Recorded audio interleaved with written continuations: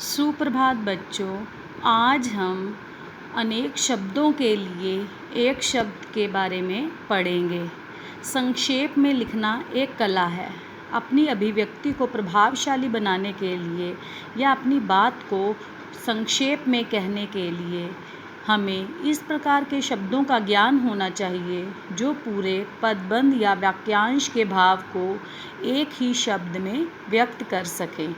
सार लेखन में भी इसी कला का प्रयोग किया जाता है। इसके कुछ उदाहरण निम्नलिखित हैं, अर्थात अपनी बात को बिल्कुल संक्षिप्त मतलब बिल्कुल छोटा करके कहना ही वाक्यांश के लिए एक शब्द होता है। और ये संक्षेप में किसी बात को कहना एक कला है, यानी छोटे शब्दों में या कम शब्दों में अपनी बात को कहना एक कला होती है। इसलिए हमें अपनी बात को इतना लंबा नहीं खींचकर शॉर्ट में कहना चाहिए। अनेक शब्दों के लिए एक शब्द। जो कभी ना मरे, अमर। जिसका कभी अंत ना हो, अनंत। जो कभी बूढ़ा ना हो, अजर। जो ईश्वर की सत्ता में विश्वास रखता हो, आस्तिक। जो ईश्वर की सत्ता में विश्वास ना रखता हो, नास्तिक। जिसका कोई शत्रु ना हो, अजात शत्रु। जिसका कोई मूल्य आंका ना जा सके, अमूल्य। जिसके आने की तिथि निश्चित ना हो, अतिथि।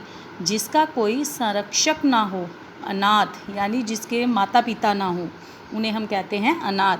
जिसका कभी जन्म नहीं होता, अजन्मा। जिसे छोड़ा या हटाया नहीं जा सके, अनिवार्य, यानी जो ज़रूरी हो।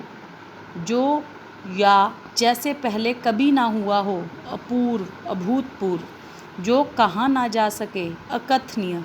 जो पढ़ने लायक ना हो, अपठनीय। जो दिखाई ना दे सके, अदृश्य। स्वर को ऊपर उठना, आरोह। स्वर का नीचा होना, अवरोह। जो कभी नष्ट नहीं होता, अनश्वर। जिसको क्षमा ना किया जा सके, अक्षम्य। जो सभ्य नहीं है, असभ्य। बिना विचार किया हुआ विश्वास, अंधविश्वास।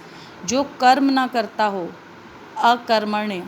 जिसकी कल्पना ना की जा सके, अकल्पनीय। जिसका वर्णन ना हो सके, अवर्णनीय। जो अभी आया नहीं, अनागत। तो बेटा, अनेक शब्दों के लिए एक शब्द आपने 1 से 25 तक याद करने हैं और इनकी अच्छे से आपने पठन पाठन करना है, रीडिंग करनी है। धन्यवाद।